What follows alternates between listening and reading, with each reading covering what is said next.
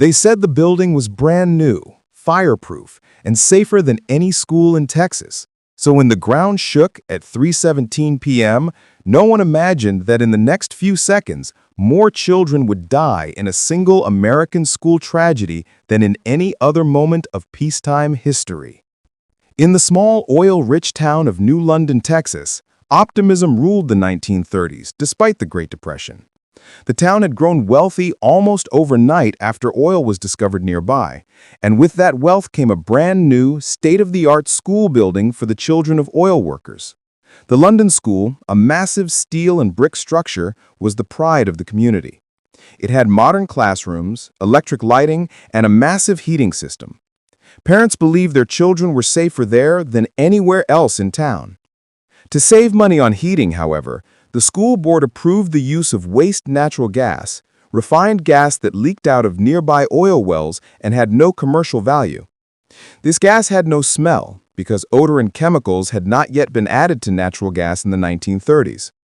Invisible and undetectable, it quietly leaked from pipelines and collected in the empty crawl spaces beneath the school. On March 18, 1937, more than 700 students and teachers filled the building as the final class of the day neared its end. Some students were solving math problems. Others were packing books into their bags. Parents waited in cars outside. A shop teacher named Mr. H.L. Shaw reportedly turned on an electric sander in a classroom near the west wing of the building. That single spark was enough.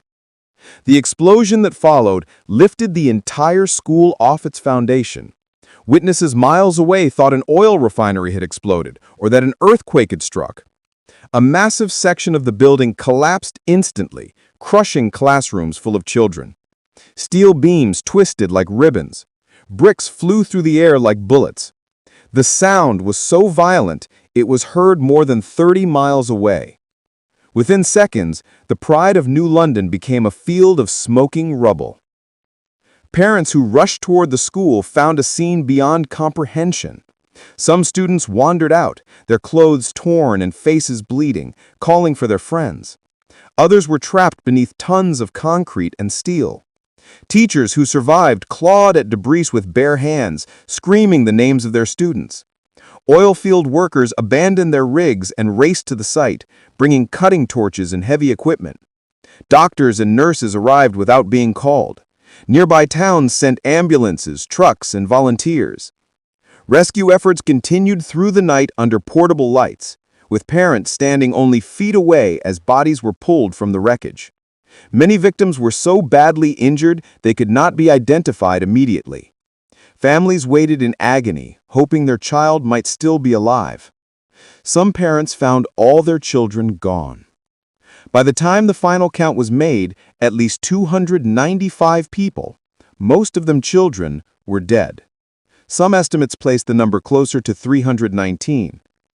The nation was stunned. Newspapers across the United States published images of the destroyed school and mass funerals held for dozens of children at once. President Franklin D. Roosevelt sent the message of condolence. The entire country asked the same question: how could a modern school building turn into a death trap? Investigators quickly found the answer. The crawl space beneath the school was saturated with odorless natural gas. The electric sander had created a spark. There had been no explosion-proof design, no gas detection systems, and no warning scent. The disaster was caused not by fire or poor construction, it was caused by an invisible fuel that no one could smell. The aftermath changed American safety forever. Within months, laws were passed requiring all natural gas used in buildings to be mixed with odorants so leaks could be detected. This single change has since saved countless lives. The tragedy also reshaped building codes, heating regulations, and public safety standards across the nation. Today, a quiet monument stands where the school once did. Beneath it lie the names of children who went to class one ordinary afternoon and never came home. The New London school explosion is not as widely remembered as other American disasters, yet it remains the deadliest school tragedy in U.S. history, not caused by violence, but by silence, negligence, and an invisible gas no one could detect.